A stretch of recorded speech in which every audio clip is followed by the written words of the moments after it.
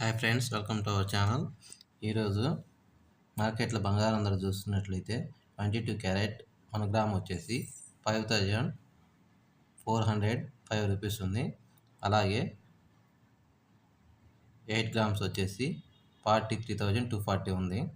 అలాగే 24 carrot 1 gram వచ్చేసేసి 5896 ఉంది.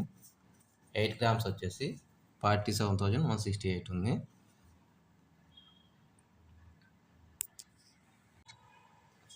అలాగే వెండి ధర చూసినట్లయితే తులం 718 రూపాయలు ఉంది.